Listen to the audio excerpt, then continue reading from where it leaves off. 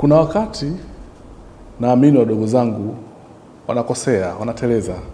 Tukiri kabisa kuna wakati wana maneno ya kukera kidogo na kuna wakati wanapitiliza. Naamini kibinadamu ni vizuri kukiri. Mimi kama kaka, kama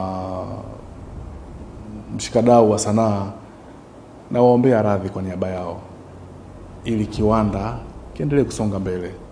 Adhabu tutakayotoa ina madhara mengi makubwa, ndio maana natoka mbele yenu kuwaomba radhi kwa yale maneno kadhaa ambayo yalitoka, ambayo yaliwakera.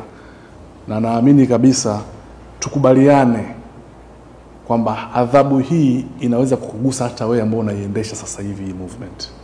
Kwa sababu tuangalie tu kwa kawaida, msanii kama Shilole tumemchomea eneo lake na tumembani mziki wake. Hebu niambie vijana wangapi wamekosa ajira kwenye ile restaurant ya Shilole? Sio chini ya 200. Au madogo movement zao ya income yao inaweza kaa inazunguka nafika mpaka kwako. At the same time bado kuna watu wengine tumewanyima nafasi kwenye production kama nilivyoongelea huko awali. Mtu kama Diamond ndio inawezekana ametukera au anatukera, lakini Diamond ni kweli tunataka tumuue kabisa asiwepo katika industry? Tujiulize, ni kweli tunataka tumuue Diamond? Diamond ambaye ametusaidia kumleta mtoto wa Uswahilini Konde, Diamond ambaye amemleta Rayvanny, Diamond amemleta Zuchu, Diamond ameleta Lavalava. Hao wote ni watoto wa Kiswahili maskini wenzake, amewashika mkono kuwaleta juu.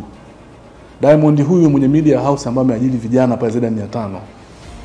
Kwa hiyo naomba radhi kwa yale machache ambayo yanawakera, ili kiwanda kiendelee.